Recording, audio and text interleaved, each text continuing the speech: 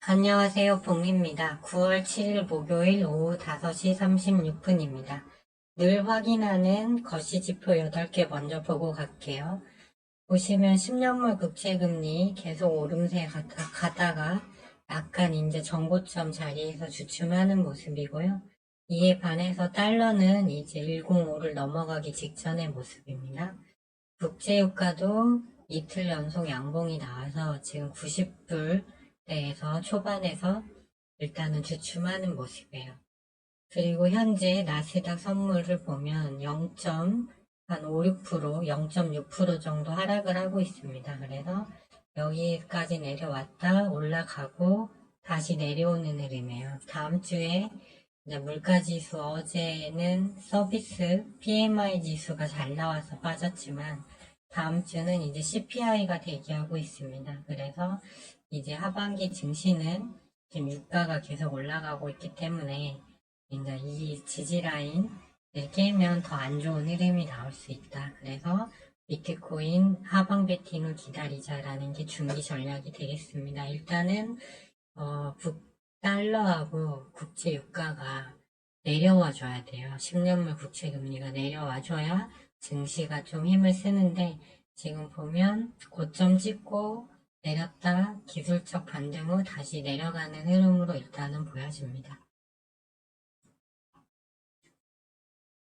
나스닥 증시를 이제 이평선을 넣어서 보면 하향 박스권 상단 저항 맞고 음봉 나왔는데 지금 나스닥 선물이 빠지고 있기 때문에 오늘은 21선이 지나가고 있는 자리 한 1.17% 이내에서 하락이 한 번 더 나오지 않을까 싶습니다. 그냥 분봉이 꺾여 있거든요. 근데 60일, 20일 이평선이 일봉상 이렇게 무상향이 아니라 꺾여 있잖아요. 그래서 여기서 저항 맞고 내려와서 이제 이 생명 라인 빨간색 하단을 깨게 된다면 20일 이 지지 라인을 뚫고 내려오는 이제 흐름이 이렇게 전개될 수가 있다. 이거를 좀 경계해야 된다. 이런 말씀을 드리고 싶습니다. 현재 신용잔고가 20조 4천억으로 매우 높아서 뇌관이 될 거라고 말씀드렸는데요. 업종 차트를 보면 종합지수 20일 이평선이 이제 완전 꺾였죠. 그리고 코스닥도 20일 이평선이 완전 꺾였습니다. 그래서 이제 계속 내려가는 흐름이 나올 걸로 보여져요.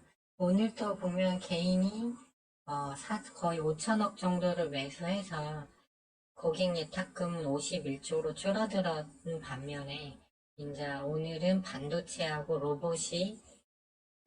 그 다음에 인공지능이 오늘 또 움직였습니다. 그래서 이 섹터가 돈을 다 팔아갔고요. 다만 이쪽도 다 과열권이에요, 이미. 이제 바이오 제약은 오늘 먼저 꺾였는데, 일단 이쪽 섹터도 이제 꺾일 걸로 보여지고, 그에 따라서 증시는 계속 밑으로 내려갈 것이다. 다만, 13일날 물가가 낮아졌다면 증시가 반등하겠지만, 전보다 높아졌다면 이제 하락 추세로 계속 내려갈 걸로 보고 있습니다. 네, 일단 그렇게 중기시황은 봐주시고요. 네, 저희는 재건주를 가져가고 있습니다. 지난주 금요일날 SY, 유신, 금강공업 등을 추천드렸어요. 근데 오늘 보면 밀리는 흐름이 나왔습니다. 자리는 괜찮은데 이슈가 안 나오니까 밀리는 흐름이에요. 그래서 일단 자리를 한번 보겠습니다. 아무리 이제 다 좋다고 해도 내가 손절하고 난 이후에 주가가 오르면 아무 소용이 없죠. 그렇기 때문에 이제 한번 흐름을 다시 보겠습니다. 먼저 대장주격인 SY를 먼저 보시면요.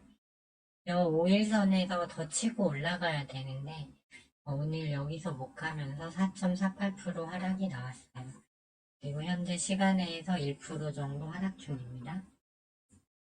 만일 여기서 더 밀린다고 가정을 하면 이게 지금 60일 2평, 이 검은 게 20일 2평이니까 하단까지 온다고 보면 6% 이내에서 추가로 내려올 수도 있어요. 왜 그러냐면 30분봉을 보면 여 밑에 보라색이 최종 지지 라인인데 여기를 해보면 2.32%가 나옵니다. 그래서 일봉상으로는 6% 정도 내려오면 일단은 지지라인 근방으로 온 것인데, 분봉으로 보면 내일 2% 이상 밀려서 끝나면 안 되는 자리라는 게 확인이 됩니다. 그래서 평단이, 이쪽, 4,700원 언저리 분이신데 아직 보유 중이시라면, 조금 더 가져가면서, 이제 이 라인 21선 지지 못하면 끝나는 건데, 21선 지지는 받을 걸로 보여요. 그러니까, 좀 더 가져가는 게 좋을 것 같고요.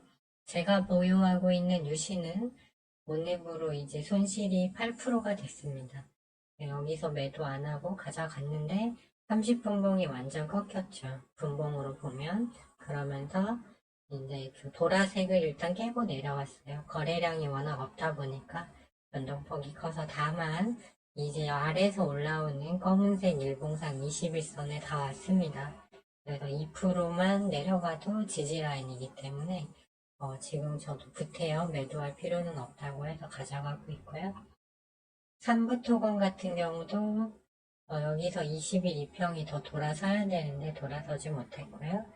보라색 선을 기준으로 분봉으로 본다면 SY와 마찬가지로 2.36% 이상 하락하면 좀 좋지 않은 이제 추세가 더 하향으로 굳어질 수 있다. 다만 일봉으로 봤을 때는 하단 21선까지 얘는 5% 정도 있습니다. 그래서 여기까지 내려오면 지지를 받을 걸로 보고 있어요. 그러니까 좀 길게 보시는 분들은 부태여 지금 매도하실 필요는 없을 것 같고요.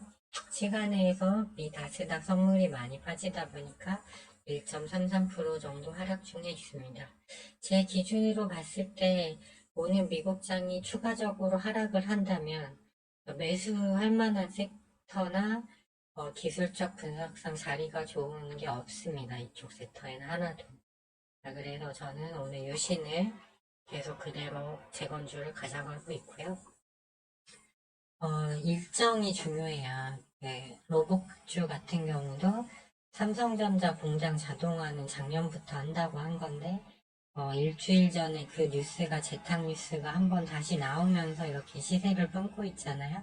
그래서 이제 향후 일정을 보면, 일단 블링컨이 어제 우크라이나에 갔는데, 이제 1조 3천억 지원을 한다고 했습니다. 근데 내용을 보면 우라늄탄을 이제 탱크를 뚫을 수 있는 걸 지원한다는 얘기가 있었고, 회담 관련 얘기는 없었어요. 물론 오늘까지 블링컨이 우크라이나에 일단 출국을 하면 미국 쪽에서 관련 뉴스가 나올 건데, 미국의 입장에서도 러시아를 힘을 빼는 것도 중요하지만 지금 유럽이 골병이 들고 있거든요. 지금 천연가스나 지금 유가 때문에. 미국도 마찬가지죠. 작년에는 제로금리였기 때문에 러브 전쟁 발발했을 때 금리를 5.25%까지 올렸지만 지금 당장 또 유가 오르니까 미국장이 흔들리고 있잖아요. 그렇기 때문에 이 상황을 미국도 좀 타개해야 될 필요성이 있고, 우크라이나에 병력이 없습니다. 이제 병력이.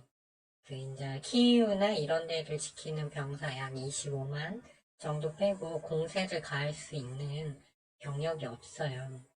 그러고 유럽 차원에서는 유럽 경제가 워낙 좀 안 좋기 때문에 이제 평화협상 얘기도 나올 구간이라고 보고는 있습니다.